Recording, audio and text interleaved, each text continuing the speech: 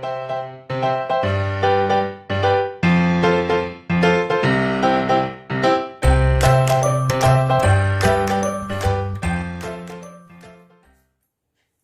विद्यार्थी मित्रांनो, संजीवनी क्लासेस लोणेरेमध्ये आपलं सर्वांचं खूप खूप स्वागत. तुम्ही जर आमचे याआधीचे व्हिडिओज बघितलेले नसतील तर ते नक्की बघा आणि तुम्हाला जर ते आवडले तर लाईक करा, शेअर करा आणि सबस्क्राईब करा. आणि ज्यांनी आतापर्यंत आमच्या चॅनलला सबस्क्राईब केलेलं आहे त्यांचे खूप खूप धन्यवाद.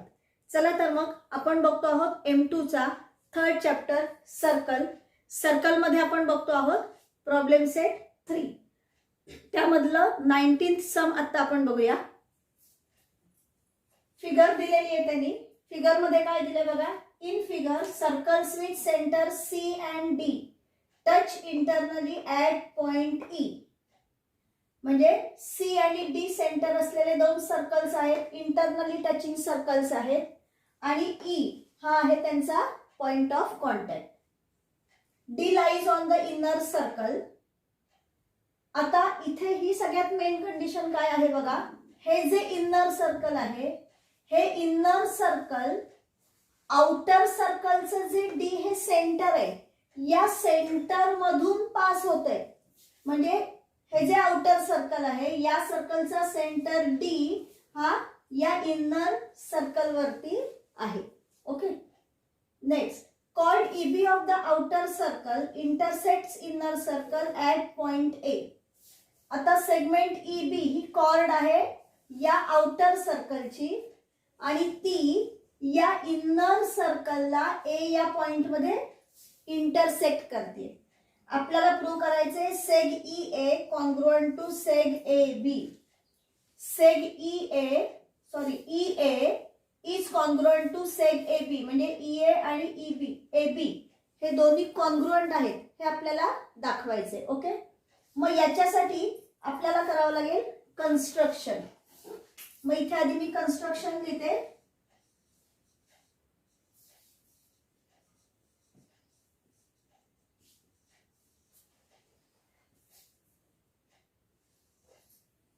कन्स्ट्रक्शन येईल इथे. Draw सेग ED and सेग AD. ED आणि AD हे सेगमेंट आपण काढलेत म्हणजे आपल्याला इथे फिगर मध्ये काढायचे पण त्यांची आपल्याला गरज आहे.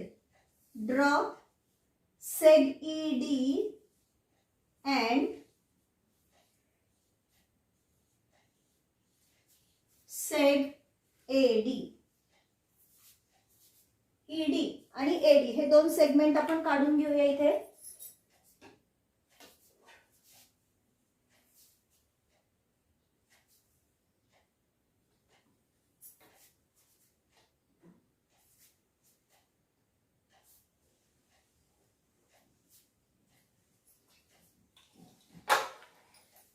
आता बघा इथे आपल्याला कशाचा वापर करावा लागेल बघा.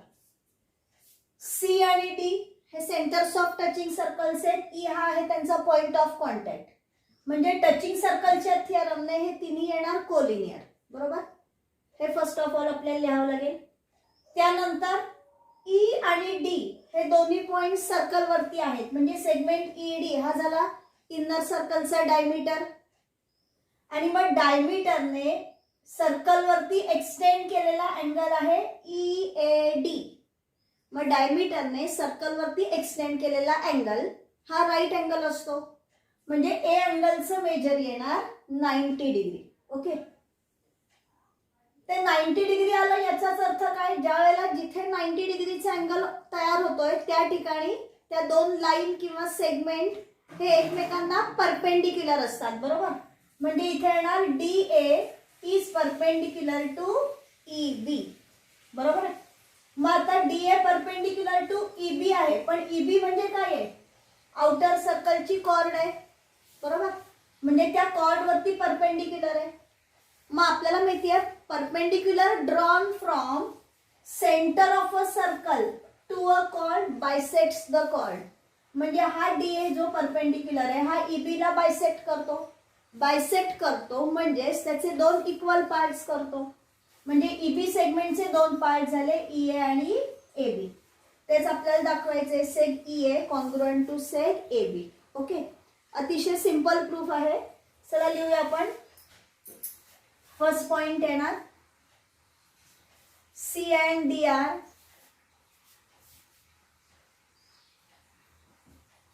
centers of touching circles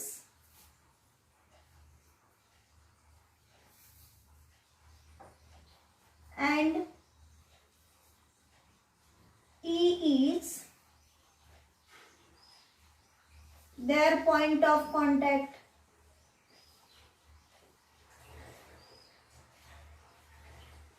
इथे आपण लिहूया गिव्हन, कारण हे त्यांनी आपल्याला दिलेलं आहे बरोबर की नाही. आणि मग ते कोलिनियर आहेत हे आपण थिअरमने लिहूया. Therefore points E C D are collinear. तिथे रिझन लिहूया. Theorem of touching circles. Theorem of touching circles. E C D हे आहेत कोलिनियर पॉइंट्स. हा झाला थिअरम ऑफ टचिंग सर्कल्स बरोबर. Now points E and D are on inner circle. Therefore, seg ED is the diameter. आपण is its diameter असं लिहूया. Its diameter म्हणजे कोणाचा, जो इनर सर्कल आहे त्या इनर सर्कलचा तो झाला डायमीटर. मग सेग ईडी हा डायमीटर आहे बरोबर आहे.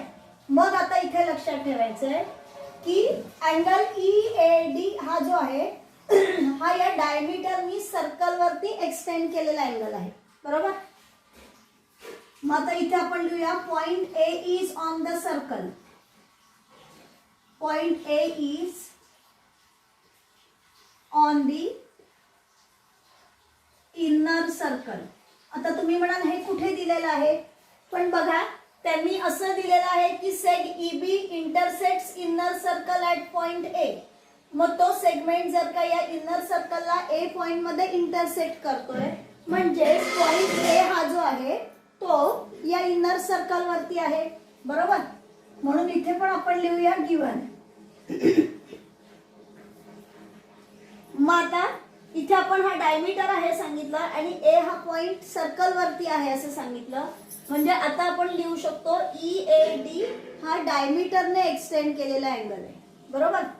म्हणून मग इथे आपण लिहूया therefore angle E A B is equal to 90 degree. इथे रिझन लिहूया डायमीटर प्रॉपर्टी. डायमीटर प्रॉपर्टी तुम्ही डायमीटर प्रॉपर्टी पण लिहू शकता किंवा angle subtended by diameter on the circle असं लिहिलं तरीही चालतं. ओके. आता लक्षात घ्या हा 90 डिग्रीचा अँगल तयार झाला म्हणजेच D A perpendicular to E B आहे. म्हणून मग इथे आपण लिहूया therefore seg D A perpendicular to seg E B. Now seg D A हा काय आहे, परपेंडिक्युलर झाला कुठून, सेंटर मधून ई बी या कॉर्ड वरती. हा मग इथे आपण लिहूया seg D A is perpendicular drawn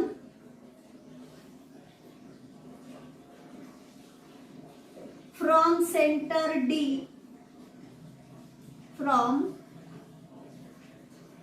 centre D to chord E B. बरोबर. DA is perpendicular drawn from center D to chord EB. म्हणून मग इथे येणार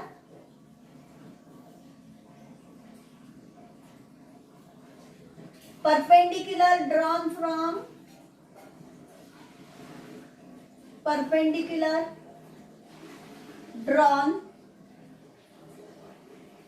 from center of a circle to a chord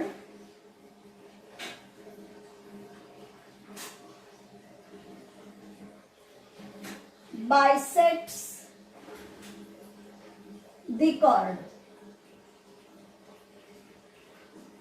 म्हणजे सर्कलच्या सेंटर मधून cord वरती जर का परपेंडिक्युलर काढला तर तो परपेंडिक्युलर त्या कॉर्डला बायसेक्ट करतो. इथे आपण परपेंडिक्युलरची खूण करू शकत नाही. का? कारण ते आपण प्रूव्ह केलेलं आहे. फिगर मध्ये कधीही ज्या वेळेला आपल्याला आयडेंटिकल मार्किंग किंवा काही 90 डिग्रीचा अँगल वगैरे जर का करायचं असेल तर जर गिवन मध्ये असेल तरच आपण ते करू शकतो, नाहीतर करू शकत नाही. आणि आपण 90 डिग्री आहे किंवा तिथे परपेंडिक्युलर आहे हे प्रूव्ह केलेलं आहे, आपल्या प्रूफ मध्ये ते आहे, म्हणून आपण तिथे ते मार्किंग करत नाही आहोत. येते लक्षात. आणि मग इथे आपण हे रिझन लिहिलं, perpendicular drawn from centre of a circle to a chord bisects the chord. म्हणून मग आता इथे आपण लिहूया therefore seg EA is congruent to seg AB. EA congruent to seg AB. आणि हेच आपलं प्रूफ आहे. बरोबर. म्हणजे इथे आपण काय काय केलं लक्षात घ्या. सगळ्यात पहिल्यांदा थिअरम ऑफ टचिंग सर्कल्स वापरला की पॉइंट्स ECD हे कोलिनियर आहेत दाखवले. बरोबर. त्यानंतर आपण डायमीटर प्रॉपर्टी वापरली. ही सगळ्यात महत्त्वाची आहे, कारण जोपर्यंत इथे 90 डिग्रीचा अँगल आपल्याला कळत नाही तोपर्यंत आपण या कॉर्ड वरती हा परपेंडिक्युलर आहे हे आपण सांगू शकत नाही. बरोबर. आणि मग तो डायमीटर प्रॉपर्टीने 90 डिग्री दाखवला की मग आपल्याला हा थिअरम माहिती असला पाहिजे. बरोबर. म्हणजे theorem of touching circles, diameter property आणि हा थिअरम, या 3 थिअरमचा वापर करून आपल्याला हे प्रूफ लिहिता येतं. येते लक्षात. आता आपण बघूया नेक्स्ट सम. आता आपण बघूया 20th sum. In figure seg AB is a diameter of a circle with centre O. Segment AB हा डायमीटर दिलेला आहे या O सेंटर असलेल्या सर्कल मध्ये. The bisector of angle ACB, angle ACB आहे हा, या अँगल ACB चा हा CD आहे bisector. The bisector of angle ACB intersects the circle at point D. म्हणजे हा बायसेक्टर या सर्कलला D पॉइंट मध्ये इंटरसेक्ट करतोय. आपल्याला प्रूव्ह करायचंय seg AD congruent to seg BD. Seg AD congruent to seg BD हे आपल्याला प्रूव्ह करायचंय. त्यांनी हे तुमच्या टेक्स्टबुक मध्ये काढून दिलेलं नव्हतं, पण ते 2 सेगमेंट प्रूव्ह करायचे म्हणून ते मी इथे फक्त काढलेले. Okay. Complete the proof bye feeling in the blanks. म्हणजे ऍज अ ऍक्टिव्हिटी म्हणून त्यांनी हे सम तुम्हाला दिलेलं आहे. मी पुन्हा एकदा रिपीट करते, प्रत्येक ऍक्टिव्हिटी मध्ये ज्याप्रमाणे करते त्यानुसार, की जरी ऍक्टिव्हिटी दिलेली असली तरी सुद्धा ऍक्टिव्हिटी नाहीये असं समजून याचं प्रूफ स्वतःच्या मनाने लिहायला प्रॅक्टिस करायची आहे. येते लक्षात. कारण जर का ऍक्टिव्हिटी म्हणून न येता तुम्हाला जर हे डायरेक्ट प्रूफ करून लिहायला आलं तर या ज्या सगळ्या हिंट आपल्याला इथे बघितल्यानंतर मिळत आहेत त्या तिथे नसणार आहेत. त्यामुळे आपल्याला ते सम सॉल्व करता आलं पाहिजे. ओके. चला बघा. त्यांनी दिलंय ड्रॉ सेग OD. ड्रॉ सेग OD म्हणजे सेगमेंट OD आपल्याला काढायचं आहे. इथे प्रूफ मध्ये त्यांनी दिलंय, ऍक्टिव्हिटी मध्ये त्यांनी ज्या स्टेप्स दिलेल्या असतात त्याच्यामध्ये आपण काहीही चेंजेस करायचे नाहीत किंवा आपल्या ऍडिशनल स्टेप्स सुद्धा त्याच्यामध्ये लिहायच्या नसतात. आपण जर का ऍक्टिव्हिटी म्हणून न लिहिता स्वतःहून डायरेक्ट प्रूफ जर लिहित असतो तर ड्रॉ सेग OD हे आपलं कन्स्ट्रक्शन आलं असतं. आता बघा, angle ACB is equal to dash angle inscribed in semi circle. मग ACB हा या सेमी सर्कल मध्ये इन्स्क्राइब्ड अँगल आहे कारण त्यांनी आपल्याला AB डायमीटर दिलाय. बरोबर ना. मग आपल्याला माहिती आहे angle inscribed in a semi circle is right angle, आणि मग तो राईट अँगल असतो म्हणजे त्याचं मेजर असणार आहे 90 डिग्री. म्हणून मग आपण इथे लिहूया angle ACB is equal to 90 degree. Next angle DCB is equal to, पुन्हा इथे तुम्हाला त्यांनी एम्प्टी बॉक्स दिलाय. इथे म्हटलेलं आहे CD is the bisector of angle C.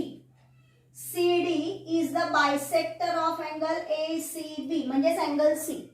Angle bisector काय करतो, आपल्याला जो ओरिजिनल अँगल आहे त्याच्या हाफ मेजरचे दोन कॉन्ग्रुएंट अँगल्स आपल्याला देतो अँगल बायसेक्टर.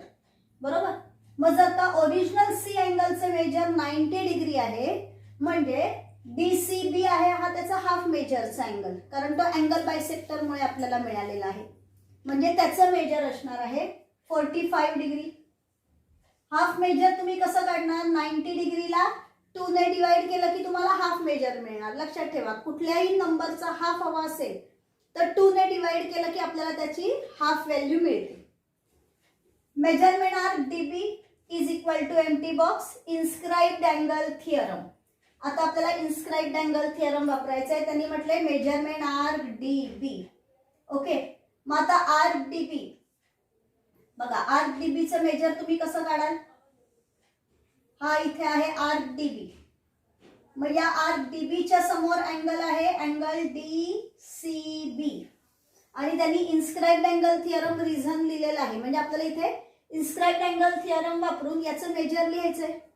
मग इन्स्क्राइब्ड अँगल थिअरम काय आहे की या अँगलचं मेजर या इंटरसेप्टेड आर्कच्या मेजरच्या हाफ असतं. बरोबर. मग जर या अँगलचं मेजर या आर्कच्या हाफ आहे म्हणजेच या आर्कचं मेजर आहे त्या अँगलच्या ट्वाइस येणार आहे. बघा मी तुम्हाला इथे लिहून दाखवते. इन्स्क्राइब्ड अँगल थिअरमनी angle DCB is equal to half of measurement arc DB. बरोबर. मग आपल्याला आर्क DBचं मेजर काढायचं, मग ज्याची व्हॅल्यू काढायची आहे त्याला आपण एकट्याला ठेवायचं. मग 1/2 आहे, 2 इथे डिवाइड आहेत, या साईडला आल्यानंतर मल्टिप्लाय होतील अँगल DCB ला is equal to measurement arc DB. मग आता DCBचं मेजर आपल्याकडे आहे 45 डिग्री. मग 2 × 45 डिग्री म्हणजे आपल्याला मिळालं त्या आर्कचं मेजर 90 डिग्री. बरोबर. म्हणजे measurement arc DB is equal to 90 degree. Next step angle DOB is equal to empty box definition of measure of an arc. आता बघा अँगल DOB, पुन्हा आता आपण सर्कल हे काढलेलं आहे, याच्यामध्ये अँगल DOB बघूया. O सेंटर आहे, सेंटर ऑफ द सर्कल त्यांनी आपल्याला सांगितलंय. बरोबर. मग अँगल DOB हा झाला सेंट्रल अँगल, कारण त्या अँगलचा वर्टेक्स सेंटर वरती आहे. मग आपल्याला माहिती आहे की सेंट्रल अँगलचं जे मेजर असतं तेच त्याच्या समोरच्या मायनर आर्कचं मेजर असतं.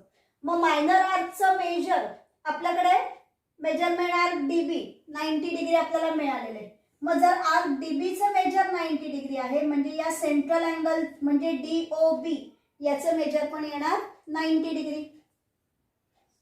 Angle DOB is equal to 90 degree. Next seg OA congruent to seg OB. आता त्याचं जे रिझन आहे ते रिझन आपल्याला लिहायचे. मग बघा O सेंटर असलेला सर्कल आहे, त्यांनी आपल्याला AB डायमीटर आहे हे दिलेले आहे. म्हणजेच OA आणि OB या दोन्ही झाल्या रेडियाय ऑफ सेम सर्कल. म्हणजे इथे आपण रिझन लिहूया रेडियाय ऑफ सेम सर्कल. आता बघा या ज्या दोन्ही स्टेप्स आहेत ना, या दोन्ही स्टेप्स वरून सेकंड, ही फर्स्ट स्टेप आहे आणि ही सेकंड स्टेप आहे. बघा फर्स्ट स्टेप सेकंड स्टेप, आणि या दोन्ही स्टेप वरून नेक्स्ट स्टेप लिहिलेली आहे इथे from first and second. Therefore line OD is dash of सेग AB. Line OD is dash of सेग AB. आता आपल्याला या दोन पॉइंट्स वरून इथे काय आन्सर मिळते ते बघूया. इथे आपल्याला DOB 90 डिग्री मिळालाय. DOB 90 डिग्री आहे म्हणजे या ठिकाणी 90 डिग्रीचा अँगल आहे. बरोबर. आणि OA आणि OB हे दोन्ही कॉन्ग्रुएंट आहेत. मग एक तर 90 डिग्रीचा अँगल आहे म्हणजे DO किंवा OD परपेंडिक्युलर टू AB आहे. हे एक 90 डिग्रीचा अँगल मिळाला म्हणजे तो आहे परपेंडिक्युलर. आणि AO आणि OB असे आपल्याला AB चे दोन कॉन्ग्रुएंट पार्ट्स मिळत आहेत म्हणजे तो आहे बायसेक्टर. बायसेक्टर म्हणजे त्याचे तो बाय मीन्स टू, दोन इक्वल पार्ट्स करतोय. म्हणजेच इथे येईल line OD is perpendicular bisector. Perpendicular bisector of seg AB. Therefore AD congruent to BD. AD congruent to BD. आता खरं त्यांनी याचं रिझन पण आपल्याला लिहायला सांगायला हवं होतं किंवा निदान त्यांनी ते लिहून देणं गरजेचं होतं. कारण जर तुम्हाला ॲज अ ॲक्टिव्हिटी म्हणून न लिहिता डायरेक्ट जर का तुम्हाला हे टू प्रूव्ह आलं आणि प्रूफ लिहायचं असेल तर ही स्टेप तुम्हाला डायरेक्ट कशावरून तुम्ही लिहिणार आहात, कशावरून तुम्ही AD आणि BD कॉन्ग्रुएंट दाखवलं हे माहिती असणं गरजेचं आहे आणि त्याचं रिझन तिथे येणं गरजेचं आहे. मग आता बघा AD डायमीटर म्हणजेच तो आपला सेगमेंट आहे बरोबर. AB AD नाही AB हा आहे आपला सेगमेंट. त्याचा OD हा आहे परपेंडिक्युलर बायसेक्टर. OD हा आहे परपेंडिक्युलर बायसेक्टर म्हणजे D हा पॉइंट जो आहे तो या सेगमेंट AB च्या परपेंडिक्युलर बायसेक्टर वरचा पॉइंट आहे. मग लक्षात ठेवायचं की परपेंडिक्युलर बायसेक्टर वरचा जो पॉइंट असतो तो त्या सेगमेंटच्या एंड पॉइंट्स पासून इक्विडिस्टंट असतो. इक्विडिस्टंट म्हणजेच इक्वल डिस्टन्स वरती असतो.